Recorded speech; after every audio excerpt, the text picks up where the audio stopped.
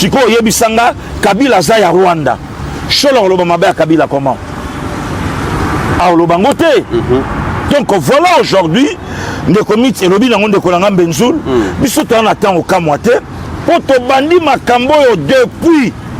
Toyebi Chole Ndenge Baokende. Et loko bana mboka baosenga, justice fongwa mape pona bango. A Congolais le quoi Mutamba. A Congolais pe le quoi Pasteur Gili. Ke bakoki pe babengaye, batuna ye bapopo. Aujourd'hui, c'est une défense. Ya Kabila. Chole te mutakenda kotala, akenda kotala Vital Kamerhe na makala. Oh, il y a l'obéi que justice, oui, c'est bien bon. Tout le monde y va bandir bien, mais tout c'est la totale la suite, tout c'est la continuité. Benzoul, on s'est rappelé, na makala. Naebi. Tout c'est la totale la continuité, sous kaka na vitalité. Tout le monde a wana tout c'est la d'accord na justice. Et continuer, na Hippolyte Kanambe comme problème. Voilà, les comités là ya. Donc quelque part, bisoto au Kamoate. Chole na Senko. Basala, bakoma ba communicateur ya Rwanda. Ndenge biso ta ba communicateur à Congo démocratique. Comment ba communicateur à Rwanda parce que bien sûr, mais mon sénat influence sur nous te baloba yango. Nous sommes financés par le Rwanda. Ça dit tout des comités. OK. Et lobby tout. Donc nyonso ndenge biso to salaka Rwanda mtachara biso maboko. Et lobby nyonso. Très bien. Où est le problème? Mais pasteur Gili, alors Joseph Mbenza, je vous convie à Kolanda extrait à vidéo. Au moment que je pense Alain Juillet, ancien membre à service de renseignement, je pense français. Bolanda analyse basali sur Joseph Kabila, comme ça on a besoin de OK. Du l'Est, et donc avec Kagame, il est évident que Kagame ne lâchera rien. Donc c'est une partie de bras de fer aussi. Hein. C'est est-ce que Trump jugera à un moment qu'il a les moyens d'écraser tout le monde, Trump, mais il faut qu'à un moment il ait la volonté de le faire, si vous voulez. Quels sont les moyens de Paul Kagame du Rwanda pour tenir tête, pour tenir un rapport de force avec Donald Trump? De ne pas lâcher, de dire non. Et pour ça, c'est d'utiliser un proxy. On voit que le fils Kabila. Oui, il relance le fils Kabila. Bah oui. Il y a une tentative. Est-ce que c'est une tentative de remettre utiliser un nouveau proxy? Tout à fait. Le fils Kabila avait été, après avoir été battu à la loyale par Tshisekedi, il avait été évacué du Congo parce qu'on lui avait dit attention, tu as mis parce qu'il a quand même fait fortune, le fils Kabila, comme toujours, comme tous les dirigeants africains. Donc tu as fait fortune. Donc si tu reviens ici, on te met en prison. Donc il était parti. Et il est passé quelque chose de très intéressant, effectivement, il y a peu de temps, et là on voit bien l'influence des Rwandais, c'est qu'il est revenu, Kabila, après avoir négocié son retour et pas aller en prison, il est revenu, et en disant, alors dans le cadre du processus de paix, en disant, mais vous n'allez pas mettre en prison, parce que maintenant que tout le monde s'entend, il n'y a pas de raison, bon très bien, mais une fois qu'il est revenu, il a dit, mais moi je veux me relancer en politique. À quoi Tshisekedi, pour le moment, essaie de le freiner, mais on voit très bien que Kabila va se présenter contre Tshisekedi et que donc il y aura la machine de guerre rwandaise machine de guerre et politique et d'influence rwandaise qui va essayer de pousser Kabila pour remplacer Tshisekedi, parce qu'à ce moment-là on recommencerait dans la situation d'avant. Donc lui il joue son jeu, mais de l'autre côté en tout cas, pour le moment, Trump, lui, il a une vision différente en disant on arrête la guerre, comme ailleurs, on arrête la guerre et on exploite directement les mines. Ce qui est pas idiot, loin de là.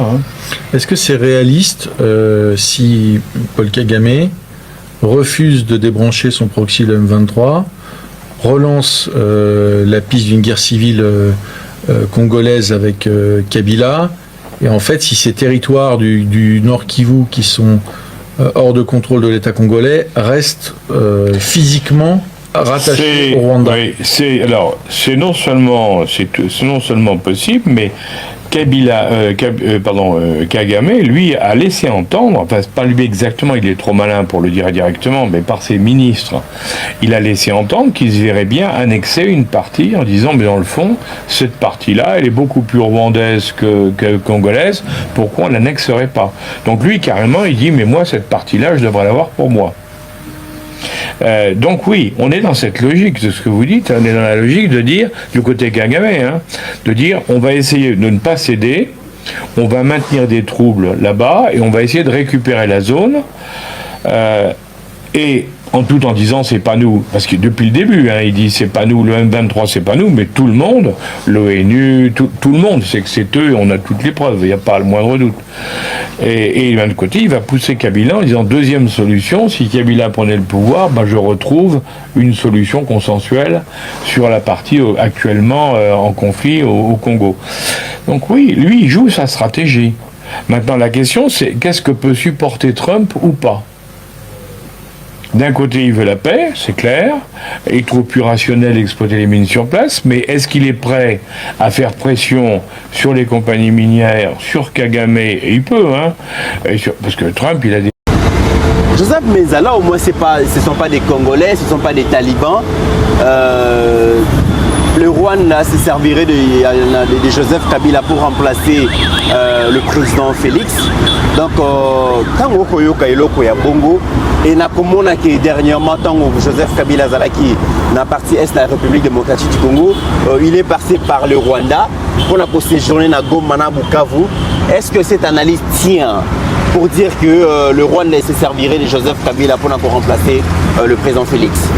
Na komi ko confirmer ba propos ya pasteur Gili na analyse lelo que complot à déstabilisation ce n'est pas l'église catholique ni la Senko mais quelques pions ya Senko au va travailler en connivence na ba multinational au baza pro rwandais na Hippolyte Kanambe na Kagame yango moni Fulgence Muteba kene même kolia na nanga assemblée pour lui dire Boma encore. Mission accomplie. Mission encore. Goma tombé.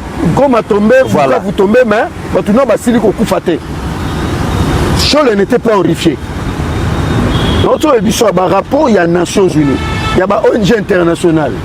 Et le but que Hippolyte Kanambe, Joseph Kabila, de son faux nom, est lié à un massacre à Est, chose a horrifié. Et puis tout le monde a bandit un discours, a bandit un tata cardinal. Donc c'est pour dire que non, Ambongo Batami Yenem Tatininga na loba. On dit raison zanini. Pour qu'on justifie Bambongo Bazwaka, Bazapel abonnement. Ouais. Et quand on a bachombe pouf. On dit surtout on a un service à renseignement makasi. Banga balanda ba flux financier autour ya Cholé.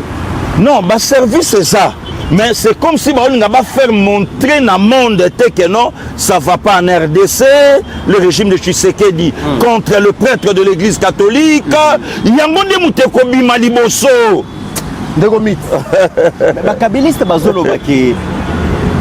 Depuis tout le temps où Kabila Zalaka na pouvoir, relations tumultueuses entre Kinshasa et Kigali. Donc Kabila n'a jamais été sous l'emprise de Paul Kagame. Nazo rappelé Bango. Bakabiliste na Cholé. Donc tous les accords sous Hippolyte Kanambe, tous ces accords ont été signés au Rwanda et en Ouganda, jamais en RDC. Nazo rappelé Bakabiliste Rubavu eza côté. Rubavu c'est au Rwanda. Gisenyi c'est où? Au Rwanda. Kampala c'est où? À Kigali. Qui s'est rendu là-bas? Voilà. C'est Hippolyte Kanambe. Mais pourquoi il s'est venu les Mérés Zali ou accord à les Mérés Zali? Accord à les Mérés. Mais on est papa n'a Lukuta, Mutasinyango. D'ailleurs, Koutou, pour dire vrai, ces accords ont été signés en Ouganda. Ça n'a jamais été signé au Congo. Mais il fallait qu'on puisse en forme. Donc c'est pour dire que Kabila et Kagame, Bazagi n'a même moral, on peut sa preuve moko. Parce que Gili, cinquantenaire, il y a la République démocratique du Congo. Roi des Belges a yé à Kinshasa. Mais Kagame a arrêté à 2 heures et Hippolyte Kanambe a fait arrêter la cérémonie pour un président étranger rwandais de son État. C'est comme la relation est tumultueuse. Kabila cita Rwanda une seule fois et pendant 5 secondes. Le rapport est au beau fixe. Preuve que toutes les nominations... Bon, Kabila c'était un accord le 23 mars 2009. Accord il y a 2012, 2013. On se comprend.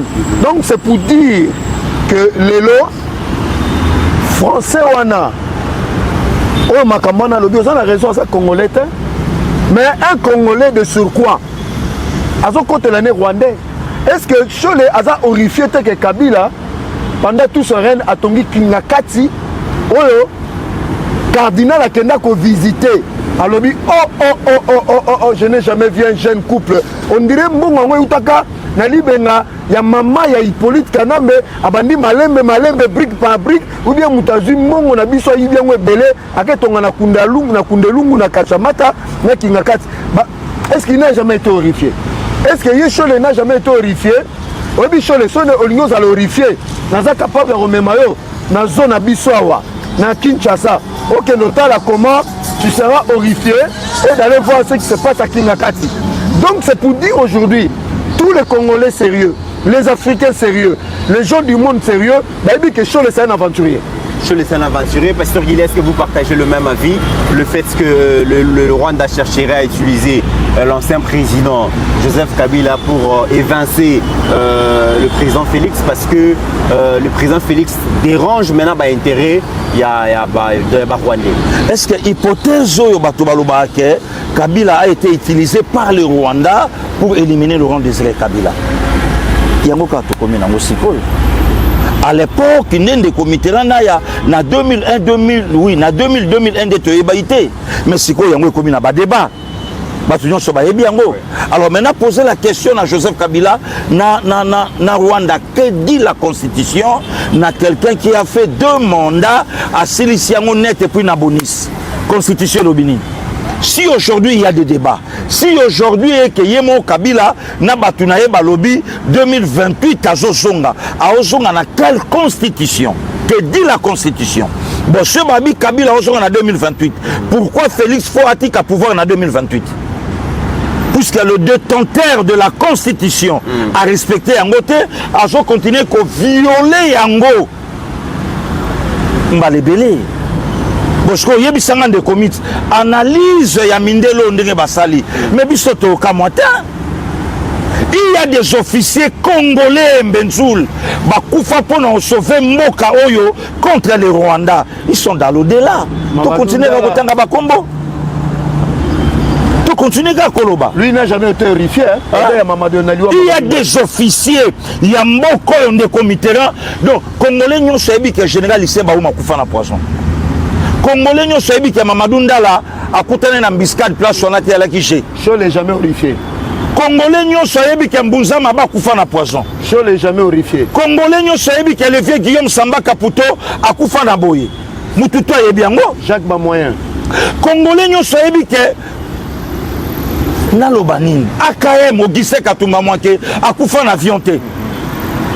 Congolais nous savons que Jacques Mbadou Serkeyo Bakangyo tout comme pas qu'on s'appelle na katité mais corps na yezawapi alongwa Congo central na cortège ya gouvernorat aye na congrès il a fait cesser un certain 19 août 2018 awa Bamsou Baba Kota parler du peuple, Bamsou Babia Koma na parler du peuple Babengaye, Bamsou Babika Nanzela, Baebise Yoko Koma parler du peuple Te Yaka Kingakati. Et un gouverneur, il y a Congo central, en fonction Benjoul, Bakounye na Kinshasa, na volonté, il y a famille politique naïe. Oh, c'est la famille biologique Mtakunda. Hein? Si on est comité le lot soko tuninga motuna mais nani a évité que force il y a Joseph Kabila aujourd'hui c'est le Rwanda puisque lui-même est rwandais mais bah kabiliste balobi que depuis tout le règne il y a Joseph Kabila les relations entre la RDC et le Rwanda n'ont jamais été au beau fixe ils ont des relations multiples des comités surtout ni ba kabiliste ba lelo na Kabila Mbenzul nani asala na Kabila na 98 oh bazalelo tuna bango nazala na Kabila na 99 tuna bango nani azala na Kabila na 2001 tant au pouvoir lelo ba combien posez bango question nani azala kana Kabila 98 99 2000 2001 Benzoul baba nani sont des flatteurs baoloba na ka po baloba OK hein. Tant Moïse Katumbi, le plus grand kabiliste que belé à 99% basawana. Alors babo tout naye, n'est-ce pas yemoko, yena famille naye. Tant bautaka Tanzanie bayaka na quel passeport? Que le kabiliste a contredire Malobo Katumbi aloba. Mais mon Katumbi aloba c'est lui qui a tué partout. Nazoya. nani akocontredire makambo Katumbi aloba. Exact. Hein? Ndeko Miti. Et yo tuna encore bango. Tangu dada Jeannette alekaki na Assemblée nationale. Abibozo ndakisa na biso. Oui. Ouais. Et pas yoka et pas na biso na Tanzanie. Soko sisi quoi humanité na yo pour que na ba institut supérieur était le likolo, il faut qu'il y ait un service national. Or Benzoul, service national réservé aux autochtones, Aux nationaux. aux nationaux. Nabana mboka. Siko yé na Tanzanie à la Kinan. Tu n'as pas de question. Il n'y a pas longtemps, na TV5, Moïse Katumbi a clair à Olobango. Alors bien sécurité nous sommes na Congo. C'est lui. C'est lui. Ce qui a benga Jida, ya Zanani. Botuna ye. Qui a tué na Beni? Comme on a Sampunani. Na l'Est la République démocratique du Congo nani. Tout ce qui se passe actuellement na Congo, c'est qu'on de comitera, wana Moïse Katumbi, qui noie que je suis. Na Botami, na Mama Yemo, na Koli, na Mboka Oyo, si na 2001, qui noie moka le kaye bisangai, que pasteur Gilio Zokosa, qui noie moka le bananga, que Kouloune bandara na l'an 2000. Kouloune bandi juste après 2001, tant que politique n'a pas eu pouvoir. Exact. Eli moko ya Moamba, cadre ya PPRD. Allez clair au Lobango. Iole, soyez bomaye, iole, soyez bomaye. C'est comme ça que Kouloune Koti et Mati. Et quand ces membres ya FCC to ya PPRD à Kolobake, oh non, non, Batunyon Sobabi sur le Rwanda. Qui est derrière Hippolyte Kanambeka et Nan Kazembele? Et si aujourd'hui, Abbé Cholé a parlé dans la balkanisation, mais Bayebi, que Bakocha régime à présent Tshisekedi devra faire accomplir à Olobanini, Biso Lukaito Solaya Linga Kite, Biso Tozuboy. Et même à taper sur les lobes Abiba Solola, Bango Baza d'accord, puisque Bana agenda na Bango. Ne comité loko ba congolais ba osenga lelo na justice à mboka na biso ba interpeller Cholé. Très bien. Il avait prédit la rébellion. Très bien.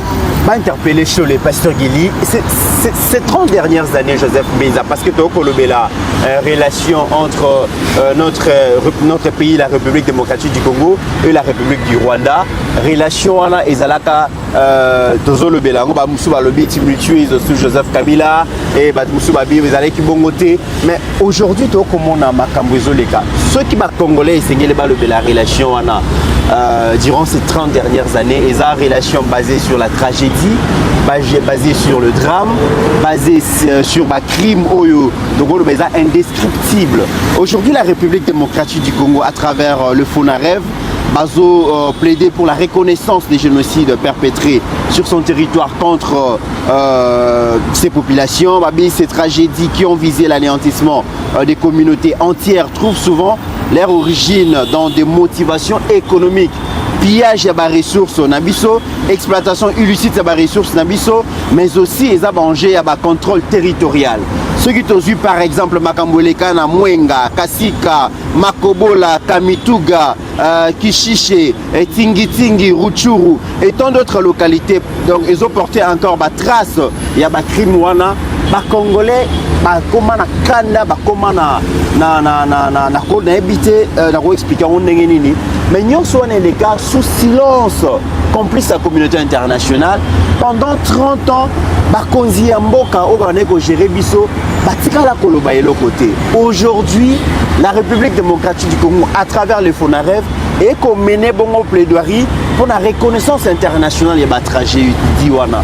Mais en ces moments que tu as comme on a que FONAREV est sujet à attaque. Na part ya adversaire na biso na éviter pourquoi ba bazo attaquer FONAREV le temps kaka a profité na 80e Assemblée générale des Nations Unies pour la mener campagne, pour mener sensibilisation pour ça la plaidoirie pour la reconnaissance du génocide congolais. De combien mamba FONAREV faut expliquer ba congolais sikoyo parce que je crois que de plus en plus photo zo engagement na ko expliquer makambozo de autour ya Fonaref na Genocost. Mais avant na kene nga na tala caméra na yo na ya HD na tout na cholé.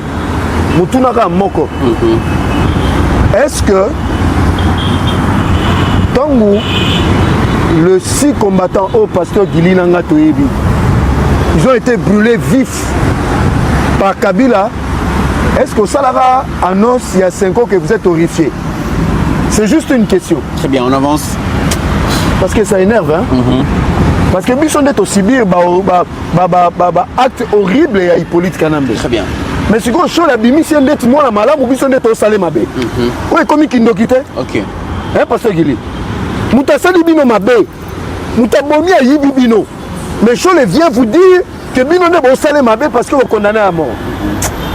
Est-ce que Benzoul, les comités, pardon, est-ce que Chole et Lelo a coupé pour expliquer, nous les chrétiens de l'église catholique, les Congolaises et Congolais, la vraie version sur la mort du 3e cardinal de la République démocratique du Congo, ouais. Laurent Mosengo. Est-ce qu'il peut expliquer? Très bien, prenons le dossier, on arrive, on avance. Ah, les comités. La Kiti Siko, hein? T'as pas Congolais. Tout ce qui est mamabé. Normalement, ils ont un dossier Oyo, un sujet Oyo, il faut mettre Bissonius ensemble. Ok. Parce que pour porter commande Oyo, il y a Genocost. Il faut que Congolais et Congolaises n'y soient à Tchamaboko. Parce que l'initiative est bandaka pas Moutoumoko. À ça, il plaidoyer naïe. À Mémiango, on a niveau à gouvernement. À l'époque, il y a M. Sam Malokonde. Et puis à Mémiango, on a niveau, il y a Assemblée nationale. Et puis il y a Patriarche Bosso. Et que Tina Sénat va adopter loi, va publier au président à promulguer. C'est-à-dire va créer établissement public au Babengi Fonaref. Bandeko limbisa explication eza molaï. Mais tu vas comprendre déjà Fonaref, les autres la makambo et tali réparation. À explication eza molaï, mais pour des raisons pédagogiques, vous avez le Fonds national de réparation des victimes de violences sexuelles liées au conflit et des victimes de crimes contre la paix et la sécurité de l'humanité. Posons-nous la question, pourquoi avoir Félix initiative à Boézoa Maratel? Voilà. Pourquoi Erozoma Panda Félix? C'est parce que c'est un Congolais. C'est parce qu'il aime le Congo et les Congolais. Parce qu'on ne peut pas accepter. Parce que cette histoire a été gardée sous silence pendant 18 ans. 18 ans, personne n'en parlait. Mais le président Félix Aye a tombé les Congolais et les Congolaises de bonne qualité va porter soutien à Bango. Il faut reconnaître la première d'entre nous, il y a moi, c'est la première dame. À Sali plaidoyer, et qui si le lot est comme sur les Kamba, première dame, c'est comme les Kamba Congolais, Kamba République. Les Kamba République. C'est un combat national. C'est comme un combat national. Oh, le lot, le président de la République a une initiative. Au moment il faut tout expliquer aux Congolais. Au moment où tant que Mokonzamboka, non, maman premier ministre, non, Batunyo Sobake qui s'engage. Vous comprenez? C'était déjà pour préparer Makamba Genocost. Le président a institué le Genocost le 2 août. On dit 2 août symbolique. C'est parce que c'est le jour de l'agression officielle du Rwanda contre la RDC. Et c'est en cette période-là que le massacre qui perpétré Béné. Mais Mokonzamboka Memi plaidoyer à Tamboli Mokili Mobimba, il a expliqué au monde entier, si même président américain comme Otanga, qu'il y a eu 7 millions de morts et ils ont été tués par des machettes, par des Rwandais. Ça, c'est le mérite du président Félix Tshisekedi. Maintenant, le Fonaref,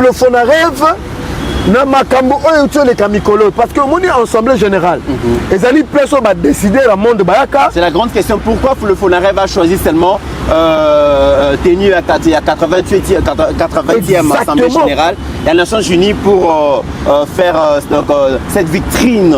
Il y a sensibilisation. Mais avant tout comme en assemblée générale, il y a eu l'assemblée générale, il y a Conseil des droits de l'homme. À Genève. À Genève où il a été demandé reconnaissance à Genocost. Oui.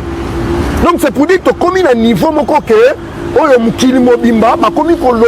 il y a eu des millions de morts, c'est grâce à Félix Tshisekedi Tshilombo. Maintenant, Fonaref, c'est tout à fait normal parce que c'est un établissement public. Et que Yenem Tazana Mukumba, il y a comme Mene Bitumba Wana Siko, parce que Mokonzamboka a sali pas naïe. Ce qu'on Fonaref peut, na kati ya bamibeko est créé, il peut à continuer action, on a kokende. place où mokili mobimba ko se retrouver à ça la conférence à alerter mokili mobimba botala makambo salamaki na Congo il faut que bino bon reconnaître makambo lekai na Congo et puis mokili mobimba ndima que il faut bon réparer makambo salama na Congo parce que makambo salami na Congo eza koleka makambo salama na deuxième guerre mondiale la deuxième guerre mondiale c'est entre 5 et 6 millions de morts mais awa to komi au-delà il y a 10 millions. Il y a 10 millions de morts. Et c'est en ce moment-là, motema likunye à Kagame. Nabandi 1. Obi que passe après ça mission révélation moko, le mérite lui revient. Je n'aime pas compte en détail. Que nanga komeli Guterres que bondi maïlo tala congolais. 3 pages mon frère.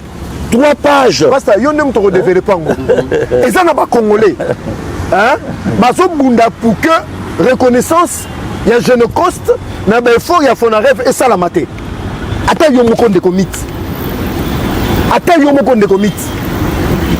toke encore musika de commit mais Kagame a échoué c'est grâce à qui mais grâce à Félix Tshisekedi Tshilombo parce que le Rwanda n'a pas pu célébrer mensonge naïe comme d'habitude chaque année. L'année passée, il n'y avait rien. Aucun chef d'État s'est déplacé. Angomé Zala quitté. Parce que bateau va fabriquer qui génocide rwandais, c'est les médias français. Mais aujourd'hui, les médias français, face à l'évidence, il y a ma mort, il y a Congo, mais ça sont capables il y a Koloba parce que dans l'opinion française n'est plus d'accord aussi dans la version de fait à Kigali. Ce qui fait que même le média français n'arrive plus à faire la propagande du mensonge parce que ça ne passe plus. On est tous soutenus par les travailler dans Fonaref pour la sensibilisation à la communauté internationale. Parce que mon Konzambo qui résolution le bien dans le Conseil des ministres et puis tant que dans le centre culturel que il faut tout le mango libanda dans la université, dans les médias partout dans le monde pour tout l'excellent mukili que bande ko na biso ba bomba ki panani pas Kagame na Hippolyte Kanambe. Mais ce qui est grave avant pasteur Gilazo Maloba Joseph Mbenza Stiba on l'accès biso tango Fonaref na si var ba organiser bongo donc campagne de sensibilisation va tenir conférence pour expliquer ce qui s'est passé réellement en République démocratique du Congo.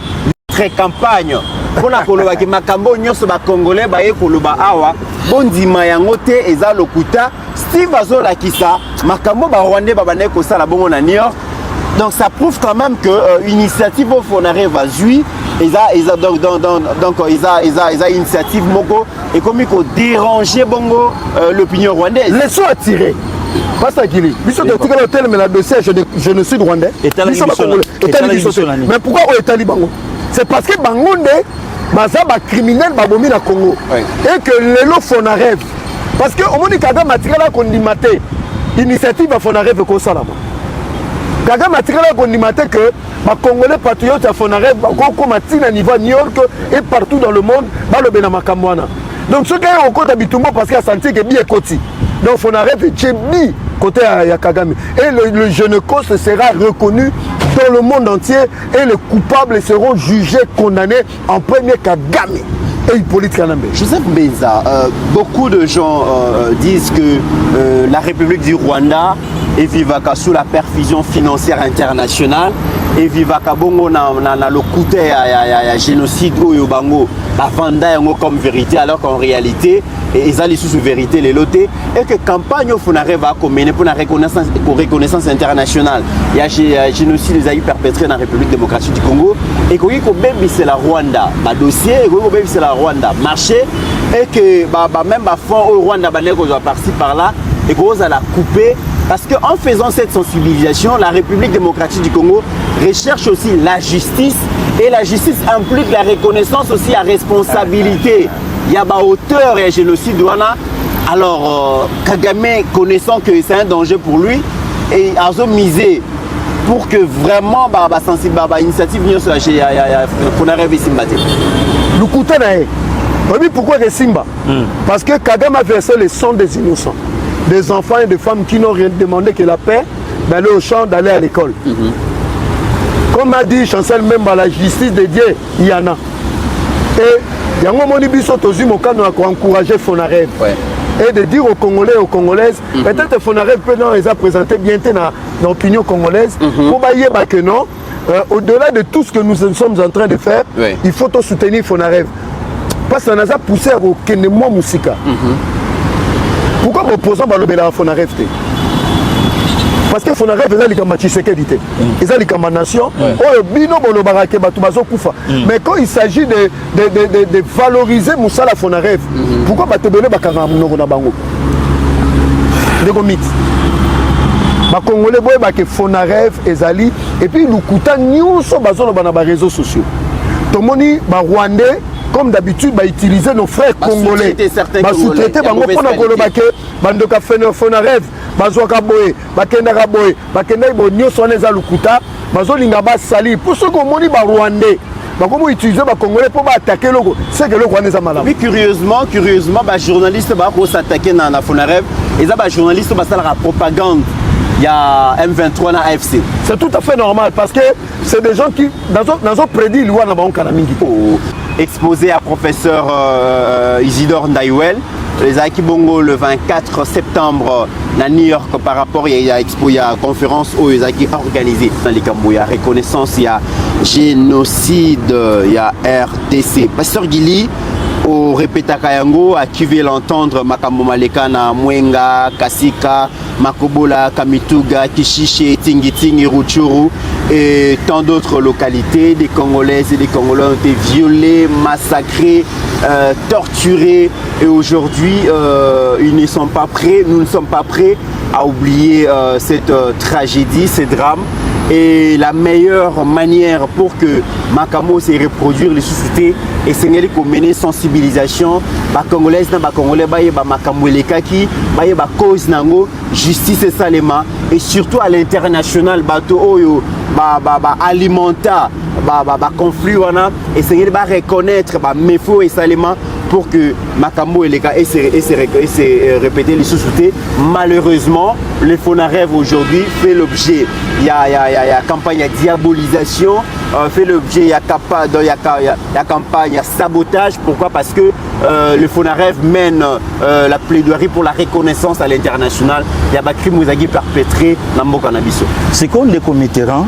Ba secteur nyonso yo tangi wana soki Rwanda yebi likambo nango te aza jeté na Fonaref pourquoi aza jeté qu'est-ce que c'est Rwanda dans sima makambo zoleka ya diabolisation ya commettants soki yeke mtale na sima campagne akei na New York ya kotambusa mituka ya kotombola mingongo ya kolobake makambo ba oloba kuna bondi mango te makambo ngo nini kasi ya ibai neti makambo nini ye Rwanda ibai comment les comités là, il y a quelle que soit la longueur de la nuit, Tongo Yotan. Il fallait Tongo et Yakotan et la Congo na Fonaref. Yakobimi sa vérité. Donc, Benzoul, Fonaref a eu la trône, il y a génocide rwandais. A eu détourné. On met le trône à l'Okuta, 30 ans ça suffit. Ngasiko na yana vanda. N'a expliqué Batou. Mbongo nyonso botindela ye monde entier. D'abord, c'est lui-même les sorciers. Yem taboma bande konaye. Mais nga bozobe tanga karame yem tabomanga. Nga Fonaref na ye na présenté bino ngo na table botala. Ba vérifier exactement. Rwanda komi agité, batune de comics. Si kana épargné moi c'est mon konzamboka. Mais comme Yemtaza initiatrice nango, une congolaise de très très bonne qualité, la plupart de ma cofignon sont benzoul au monde à ta première dame dans Nzoto à cause de Fonaref. J'ai vu ça au terrain des comics. Ma cofignon so yoka, maman ba miniature aux unions so mon mère à Omata à cause de Fonaref.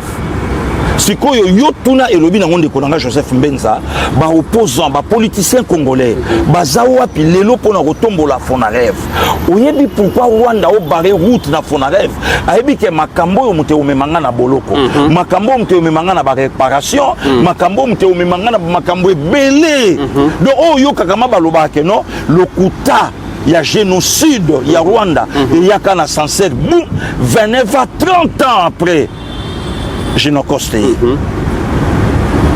Vous comprenez Benjoul? Donc Ginocoste. Donc agitation tous les longs de commis au somona. Ba guerre nandenge ba alimenter batu, nandenge ba tindi batu. Nako s'attaquer même na yemoko fonare fango. Et ça kapona ko étouffer vérité. Donc c'est une façon pour dire qu'à l'international, la voie était libre.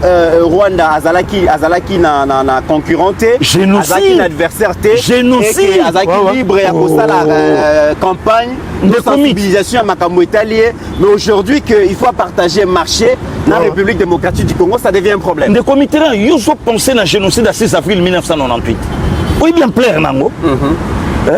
Génocide, il y a non, on a le génocide, on a le date à commémoration. Donc il y a 6 avril 2005, Benzoul, oui bien plaire Nango.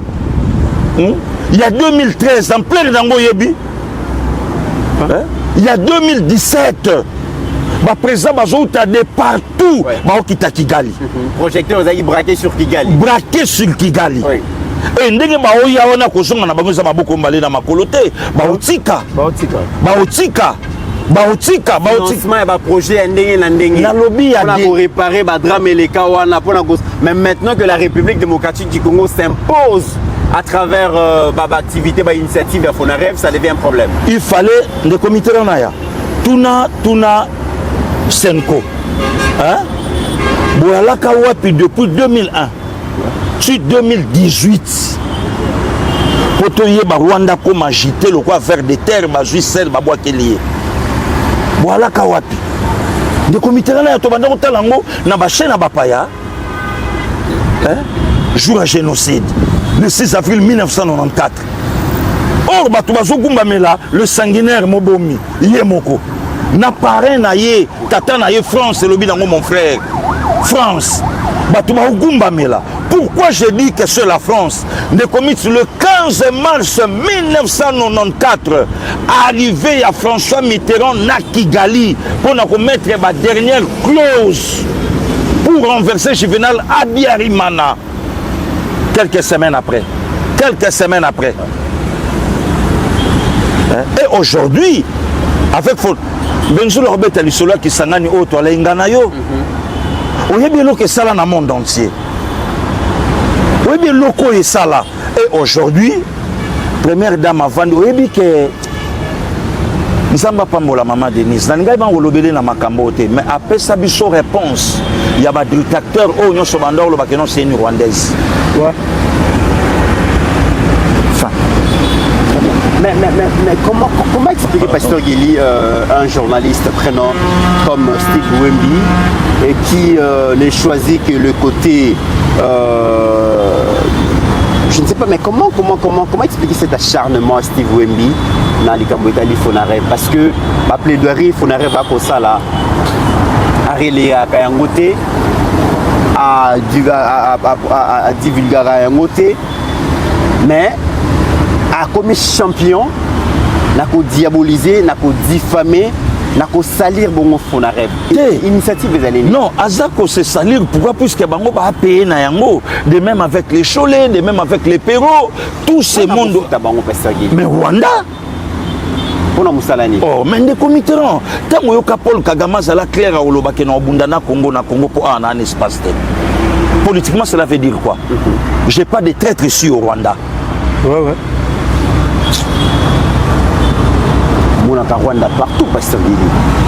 Mais dans le lobby, les journalistes ont eu une initiative, n'a pas babenga,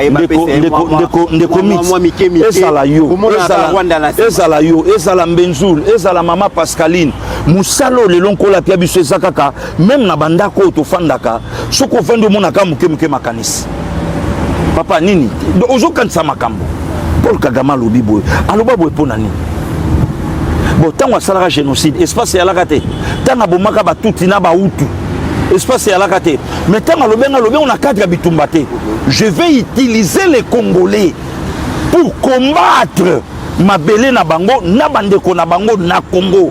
Exemple les Wemby, les Cholés, Ambongo, les Perrault Louara, tous ces mondes wana.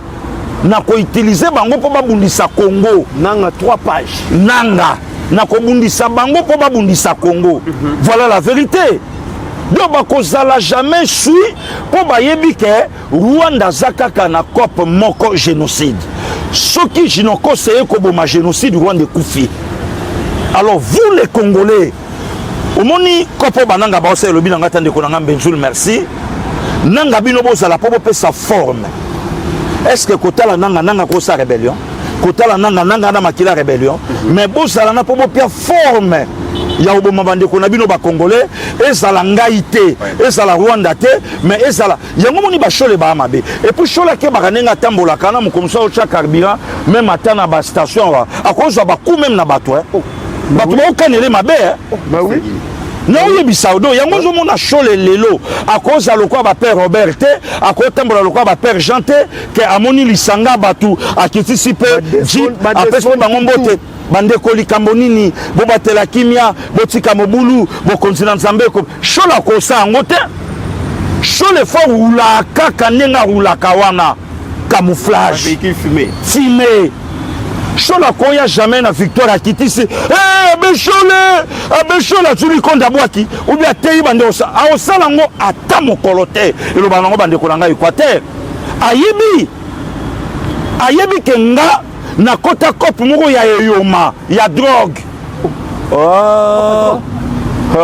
ndeko mitera tuna bato ozolobela quand même musali na nzambe azali abe aza monseigneur tango koloba makambo oyo ezali na eza lié na ye kolobela mama drogue te futaka bible te nga nalobi même bible yango ozomona te awa natakaki na balobi omoni te awa natakaki na balobelaki eluka mwa baverse ye azwaka ntan otanga bible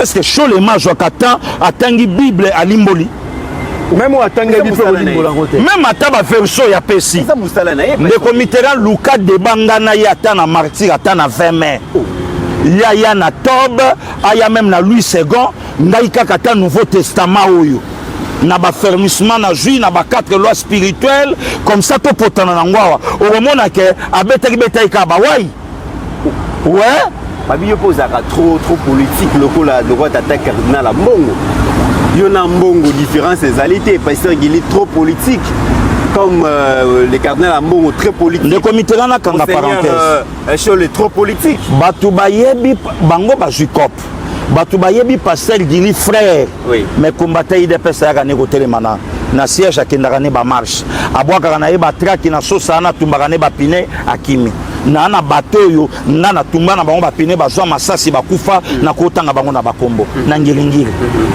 donc wana kutute donc tangu ba wembi omoni ba osa musalana ba osala ngo po ba yebi ke pression fonare va oya nango so wana ba yebisa bango na Rwanda so ika ba reconnaître yango botsana mutuna biso ke date le 6 avril il y a début à génocide et quoi donc c'est que Rwanda osasu na histoire te pour histoire na biso eza lokuta alors vous les Congolais et puis suka wana te so ika ba reconnaître yango elobi nango Benjoul bato baza cause ya ba pla le comité là zomboka lokwa tingi titre documentaire mon besalama na poto mon frère il a c'est un chercheur aluka ba betango titre sur le massacre de Tingi et suka wana te ba cita un jeune homme à l'époque il avait 26 ans qui Hippolyte Kanambe Kazembere Massacre Makobola 702 morts le 30 décembre 1998 Cholé n'a jamais été horrifié oh le comité là naya sikoyo ba place oyo tangi wana bato basala makambo wana basa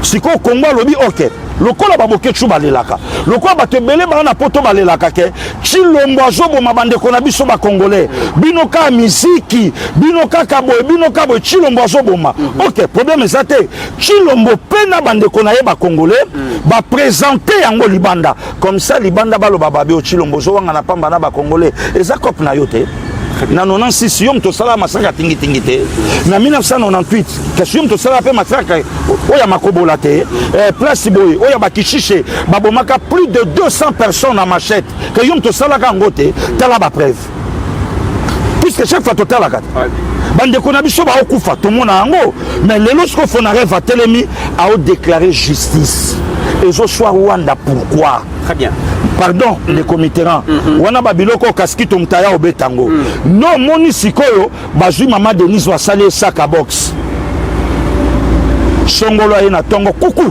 akei abimaki lelo nayebi te soki ezalaka lisusu na kinto alaka na mwa baparcelle mpe moko omona mwa sac eza mingi te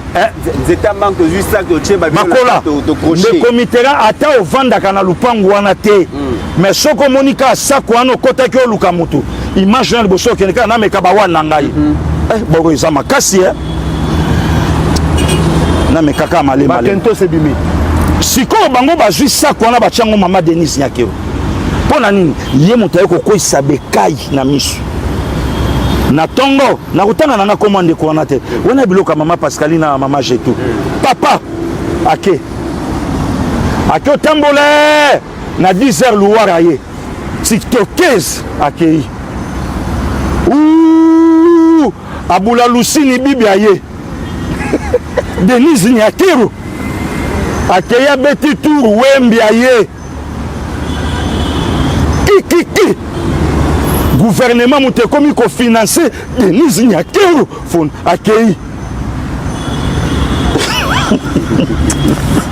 mais parce que nayoki mpe ke bato ebele mpe bazwa atake Fonarève lelo balobi na Fonarève mbongo eza ebele fo basala chantage po déjà benga bango mpe bazwa mwa ya bango babi wana ezali motambo ekangi nzoko moto akata part na ye Pasteur Gibi ndeko mito moi na moment oyo nde toza na moment oyo nde toza tofocalize baeffort na biso makambo oyo baorgane ya libanda esimba yango tokweyisa Rwanda tolonga na badistraction ya makambo etali ya pambapamba wana pardon ndeko miti oyebi lelo so Paul Kagame ateka Rwanda na kombo na ye ezaka mpo na génocide à part yango ya quoi rien il y a rien donc bateki yango kaka mpo na bongo sikoyo Kongo ye na ye malembe abandi kaka kopresente yango ebouge bawembi ndeko miti yoka na betelo lisolo mpo omonake bato oyo baa bato ya lokuta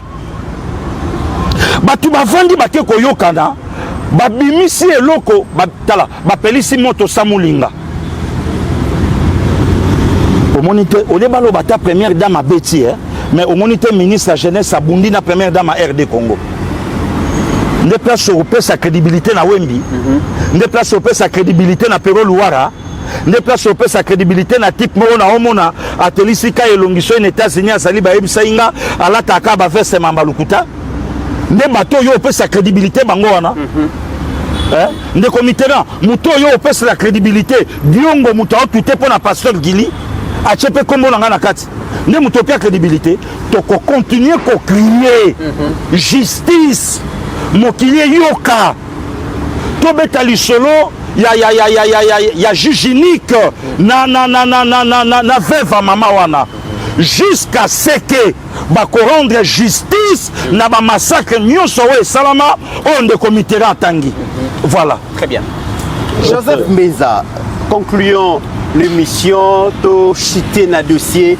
la ville provinciale Kinshasa exact tozobeta lisolo ya Daniel Bumba est sur une chaise éjectable donc oyoka va initier question orale avec débat je pense que vous allez les 16 de ce mois va examiner un autre oyoka balobi Bumba esengela akoya pona ba raison nini tokobeta lisolo nango mais avant tokota na lisolo ya Bumba toti komona toti koyoka Gentini Ngobila ancien gouverneur à ville province à Kinshasa honoré bapesi titre honorifique par rapport à misala malamu asalaki na ville province à Kinshasa bapesi diplôme de mérite balobi beaucoup plus sur le marché central de Kinshasa Zando ces bijoux ces joyaux au mokonza mboka azo disposer les bakinoises na bakinois na yebité est-ce que okoki koyebisa biso yo pe ko placer moi maloba na yo ya félicitations na musala kitoko Gentini Ngobila sala na ville province à Kinshasa.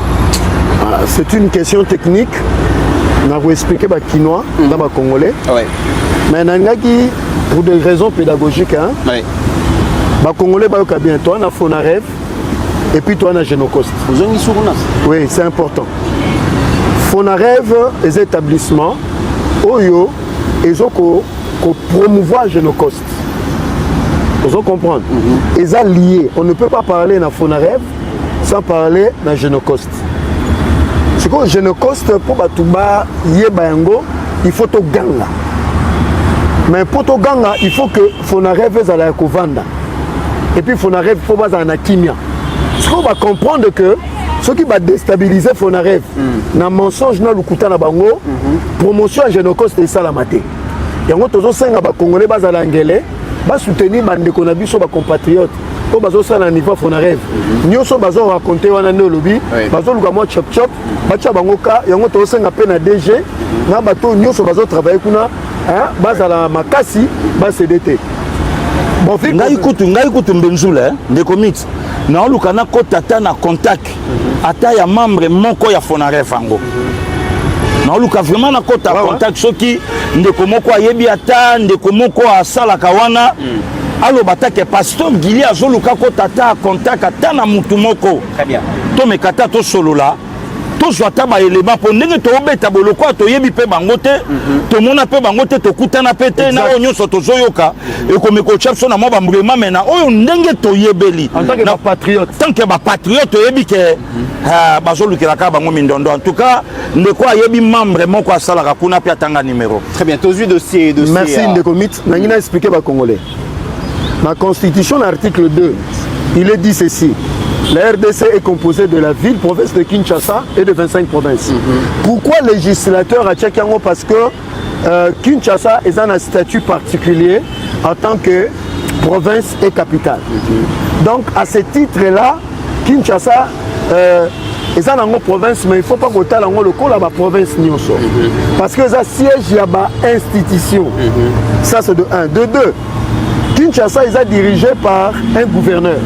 Tu as vu que pasteur Gili Moutaza ancré ma casse pour envoyer Biso Banani Baleka comme gouverneur de la ville province à Kinshasa.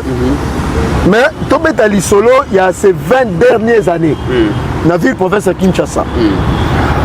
Tu as vu Kimbembe Mazunga, tu as vu Jean Kimbunda, et puis tu as vu Kimbuta, André, et puis tu as vu Gentini Ngobila. Tu filmes même pas pour saigner. Tu filmes même pas. Mais tu es d'accord Nangaï que Lelo, ceux qui t'ont dit gouverneur, tu es à Longwa à Ebisibino Tongi autant de kilomètres de route. Moutoumoko a Ebisabinote.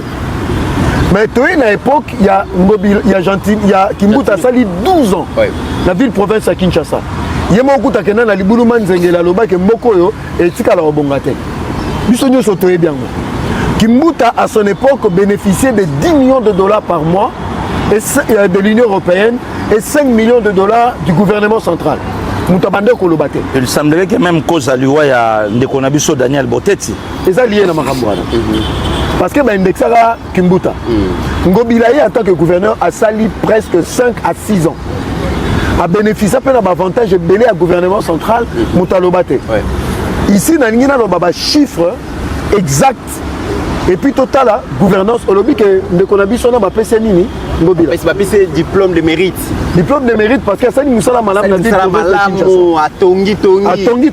Yango peut que surtout marché central. Yango peut que ministre est su. Donc ba PC ngobila a pekisi maman ba pesa susu ba titre honoris causa te nazo regretter ça na université à Pasta.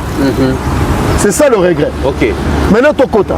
Tokoyeb ça va congolais na bato ba pesa que titre wana si c'est monsieur mérite parce que on dirait peu Makambozo et la Daniel Bumba ils ont lié dans Ngobila. On dirait pas quelque part ce monsieur veut retourner dans le niveau province mais peut-être pas une personne interposée Oyazo Lukacha.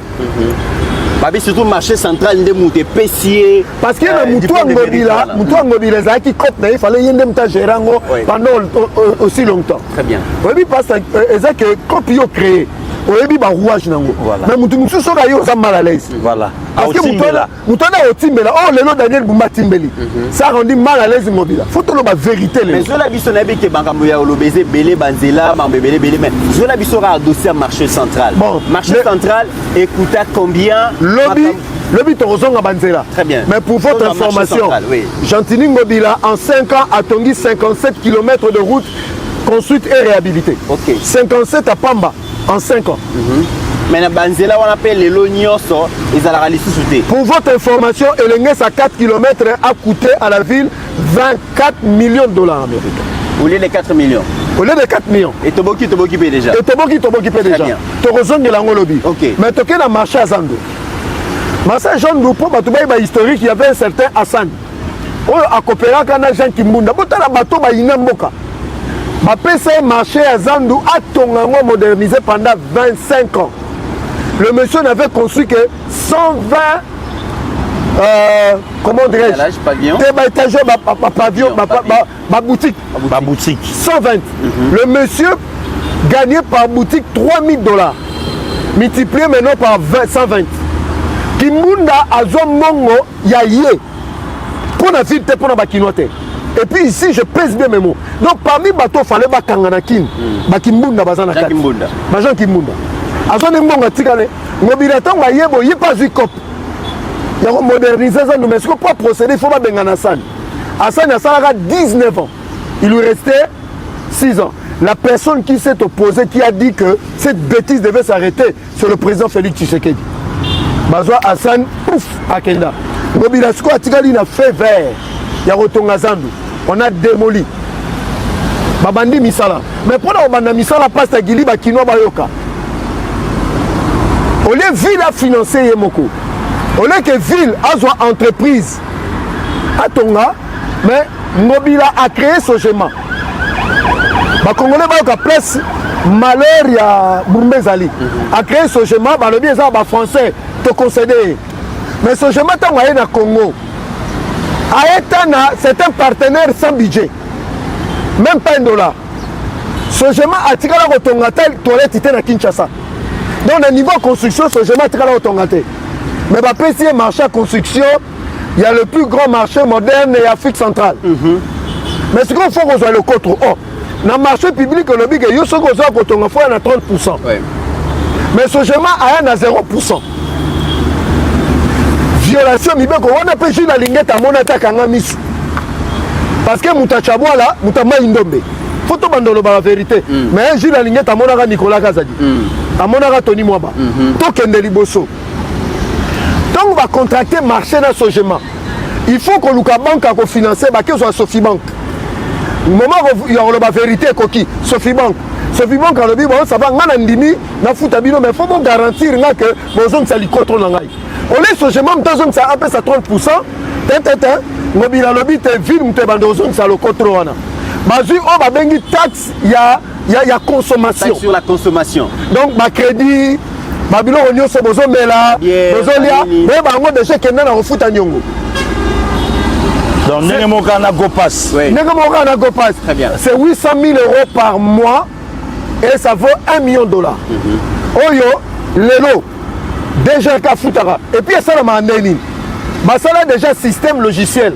Bah ben un nivellement. Donc mongo ezo kende zo compte automatiquement, sans plaignant, sans témoin. Si on a la télévision, à l'objet ville plus de $30 millions. Et ça nous coûte à Congolais. Pourquoi? Parce que les gens ont raconté ces caisses. Quand on a aussi battu, il y a des garanties aux hommes Sanyongo. Mais à l'ébissi, on a tiré les boumba millions. Très bien. Oh, boumba, ça a droit à $1. À ta binomoko. Si on a autant de Tonga Zandu, il était prévu combien? 5000 étalages.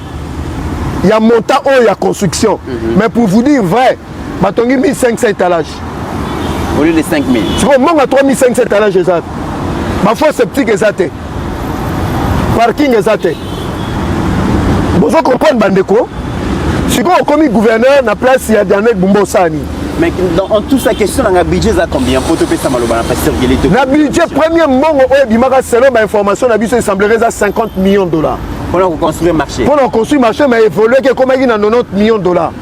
Mais tant que vous avez fait sceptique, il faut que vous étalage, un magasin, sous à $11 millions, ce qui fait $101 millions. Normalement, selon l'expert, il semblerait que ce marché devait coûter moins de $30 millions. Donc à 24 millions. Moins de 30 mais à 24 millions, il y a 111. Si on est bon, après, c'est qu'il y a des Congolais. Ce schéma, où les partenaires sans budget a dit 60%. Il y a des recettes à Zandu. Pendant combien d'années? Pendant 25 ans. Un particulier a dit 20% et la ville a 20%. Un particulier, il y a un autre il semblerait qu'il y a proche en Gobila. Si il y a une université à Bel Campus. Aujourd'hui, trophée,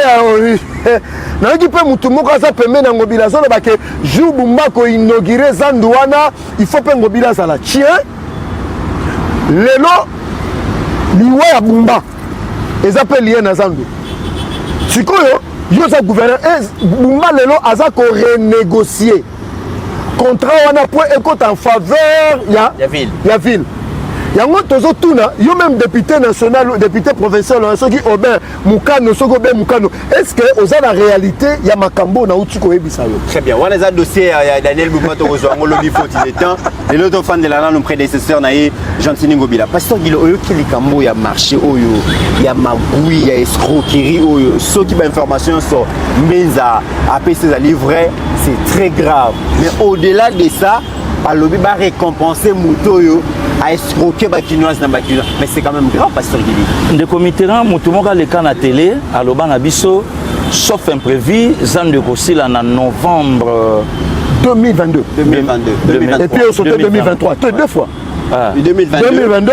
2023 les lots en octobre 2025 où en sommes-nous et c'est quand Benzola Abimiso et Kangama rien aujourd'hui situation Daniel Bumba Loubati a la même situation au présent je sais qu'il y a beaucoup de Congo par rapport à la prédécesseur. Aujourd'hui, entre autres Gentini Ngobila Mbaka, Namutu ya Gentini Ngobila qui a créé qui ACP. L'objectif c'était de diriger officiellement la ville-province de Kinshasa tant que parti politique, que ce soit Ngobila ou pas, mais ACP. L'idée naïe Oyasanango de remplacer Ngobila par une autre personne. Bumba par une autre personne. Voilà, Bumba par une autre personne, mais Azalaya ACP. Il dépêche la Mouka. Ouais. Il n'est pas parfait, hein, Daniel Bumba. Mais total à aujourd'hui, ces jeunes gouverneurs, quels que soient ses failles, ses défauts, ok, c'est logique. Mais par rapport à travail, il n'y a sali rien qu'un akin. Une année. Les commissions, il photo, tout ça, tout est communication. Hein. Ce que Ngobila a fait, pas na bel campus. Et ça déjà, terme moko, ballon d'essai. Ballon d'essai, oui. Opinion Lubini, par rapport au Nanga.